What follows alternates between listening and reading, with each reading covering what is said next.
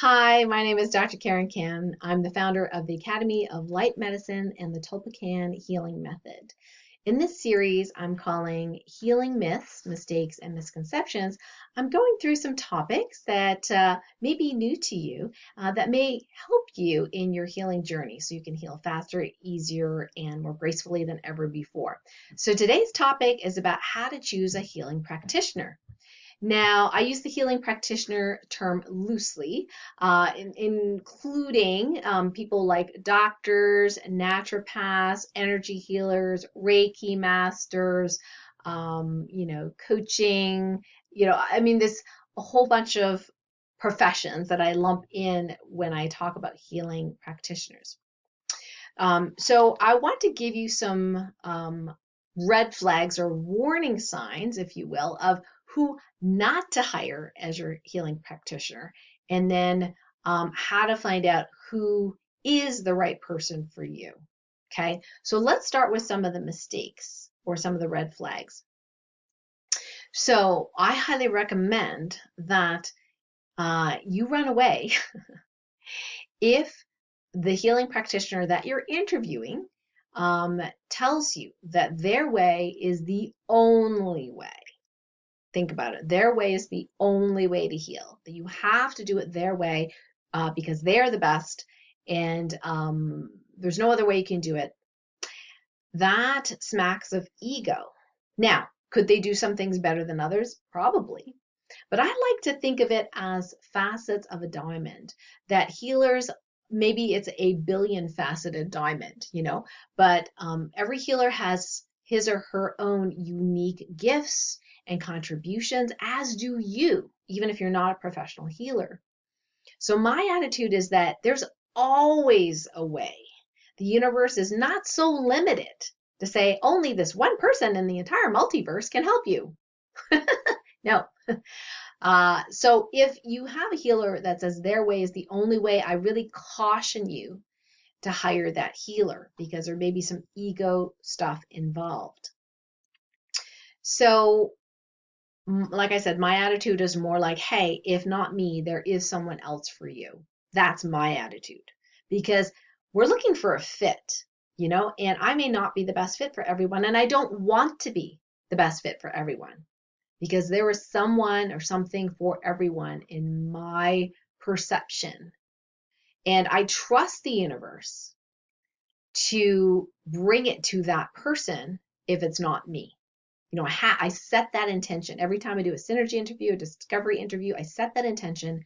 If not me, please bring in whoever it is for that person's highest and greatest good. Help them to figure that out, find that person, attract that person. So what's red flag number 2? They malign other practitioners. Okay, so that's another warning sign. So if the healing practitioner says, oh my God, don't work with that person, they don't know what they're doing. Or, oh, my stuff is much more powerful than theirs. Or, yeah, that person's not light, they're kind of dark, And I don't care if they feel that that is true, okay? But the whole point is that they're trying to elevate themselves above another. You do not have to push other people down to be at a higher stage. You do not have to, make the person that you're interviewing or talking to feel bad, that they've liked this other person or liked this other healer, or got some benefit out of this person, and then now you're saying that was FOS, full of shit, excuse the language, or that was completely useless and a waste of time. It makes people feel bad, and it makes them feel distrustful of their own intuition, if you will, or their own choices. They start to not trust themselves because it's like, wow, I chose that person and I didn't have good discernment. So, oh my gosh, I can't trust myself. Therefore, I need to trust you. So anytime a healer actually puts that responsibility, to say, oh, you don't know what you're talking about, but I do. Okay. Be careful. Now, it could be true, that they're saying, oh, well, that person has a bunch of curses.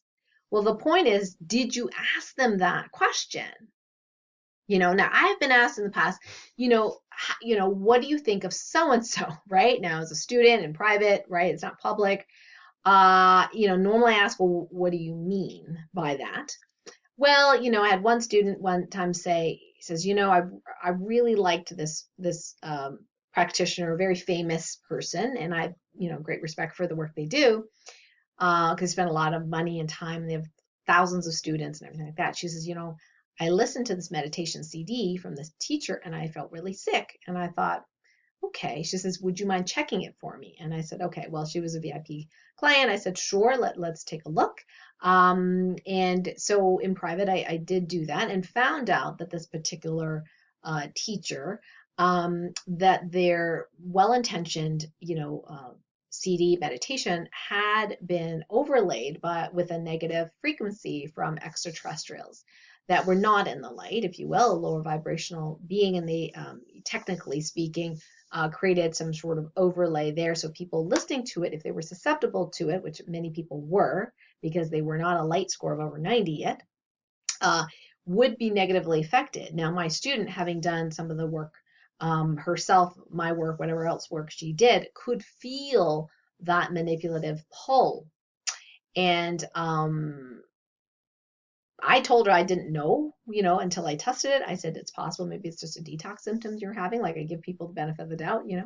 But in this case, she was correct that there was something negative.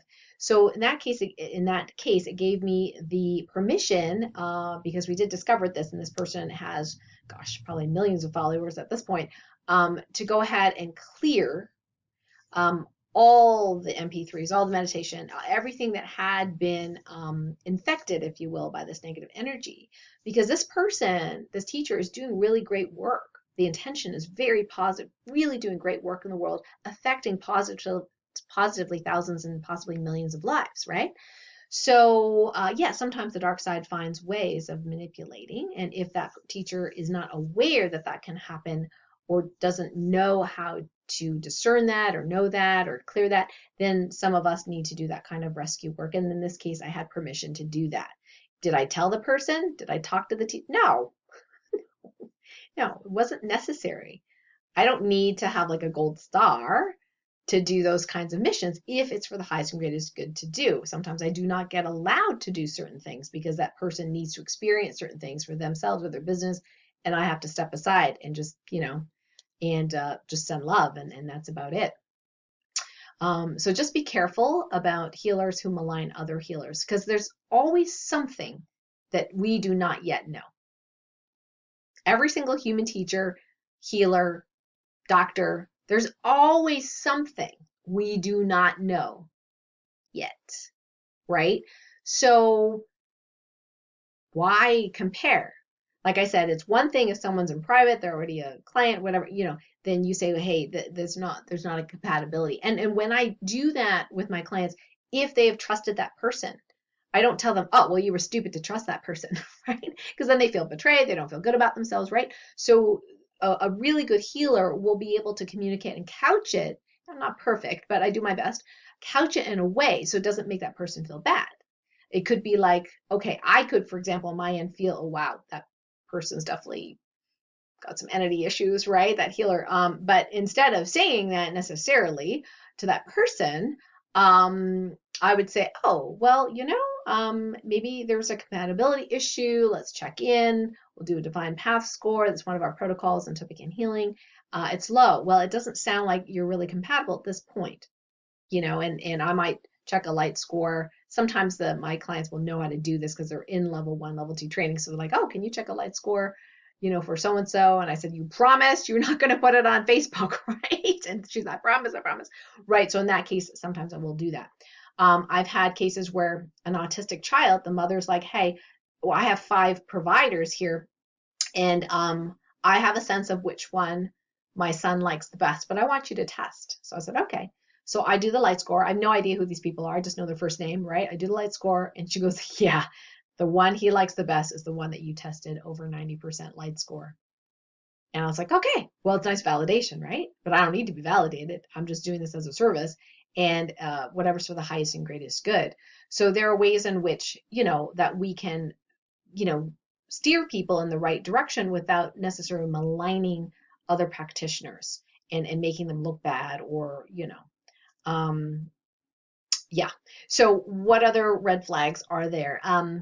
Well, there's others, again, ego-based, but healers take all the credit. So for example, somebody might come to me after going from healer, doctor to doctor, and although I love a challenge, they will say, "Oh my gosh, I have just spent the last, 20 years working with so and so and so and so, and we didn't get as far as we did with one session with you," right? Now that could be an ego boost, right? If I'm in that space of ego boost. What I tell them, I don't take the credit for that. I said, look, you know what? Everything that you have done up until this point has gotten you to this moment where we get to do this work. Had you not done all that other work, had you not visited that person and that healer and that doctor and read this book and done this training and got this certification, we may never have met.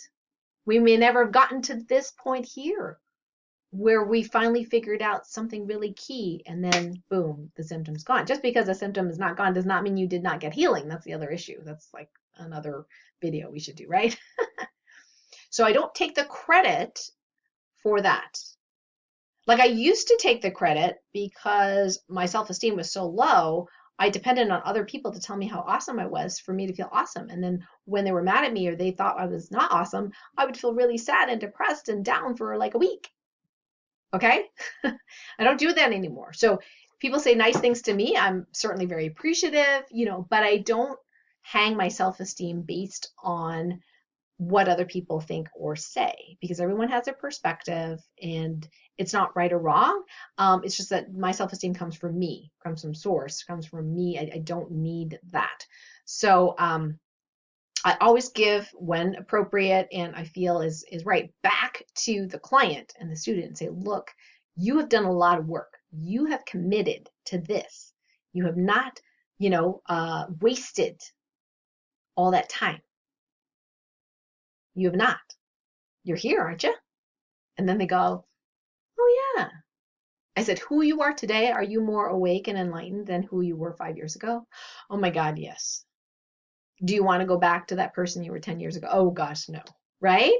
So yeah, and if there was a healer that was, part of the journey for that person, then yeah, if we're going to give credit, we'll just say, hey, even if they had a bad experience with a healer, we're not saying, okay, maybe that was the most pleasant thing, but we say, hey, you got to this point now where now you can discern, you know?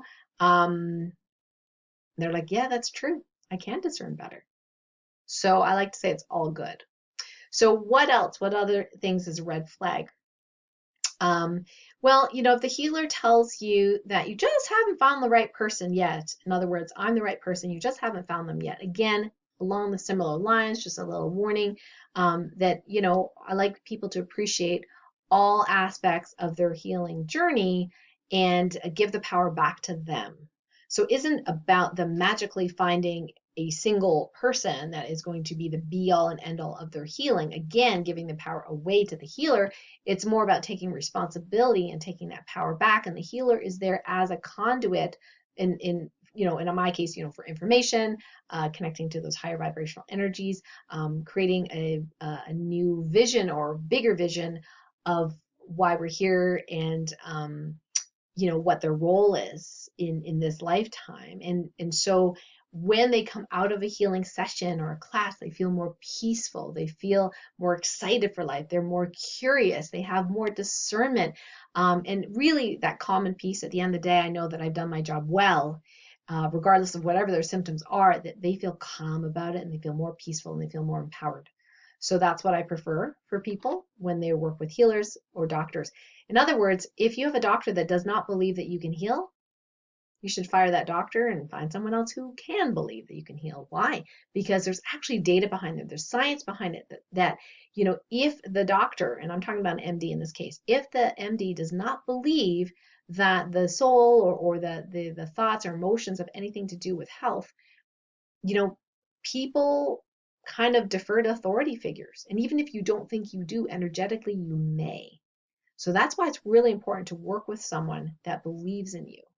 And that's one of the things I learned over the years is that sometimes I end up believing in the person and their process first, long before they believe in it themselves or believe in themselves. And I hold the space for that until they can stretch into that space of them believing in themselves. And that's one of the most powerful things that we can do as healers, is be in that space of love and be in that space of seeing, feeling, and intentioning that our client is in that space of empowerment, that they do not need us anymore. Okay, because a lot of healers are actually, they're the abundance this, abundance that, but they're actually in a state of lack because they're afraid you're going to steal their client away. I'm like, no, not my intention. Okay. It's like whatever's for the highest and greatest good for that person. If it's to leave me to go with someone else because that's the next leg of their journey, so be it. Awesome. Obviously, people have rules and, boundaries and things like that. But aside from that, it's like I'm excited for them. So just be careful, when the person tells you that, you know, you just haven't found the right person yet. Okay. Last but not least, again, this is, ego based, but they tell you that no one else can do what they do. Again, grasping the power for themselves, and you're like the peon who's going to learn this stuff, or they're going to heal you, they're going to rescue you, right? So be careful, because our human egos sometimes want to be rescued. And I'm totally admitting that myself. Sometimes we just want it to be easy. We just want someone else to fix things and not take responsibility for our own healing journey. So be very wary of those that say, oh, I can fix you. Or I'm the best, I can fix you, right? Or I can heal you. Or you're not going to get this from anyone else. Or I'm the most powerful healer in the universe, whatever. And one of my friends, Jenny, she said about, I was asking her in private about somebody who said something like that. And she says, well, who's actually doing the healing anyway? It's the God team, it's the source team. It's irrelevant how powerful we are, really. And I was like, good point. So again, at this day and age, healers are really being tested, because if they have that ego-based thinking and beliefs, that's where the dark side can get them.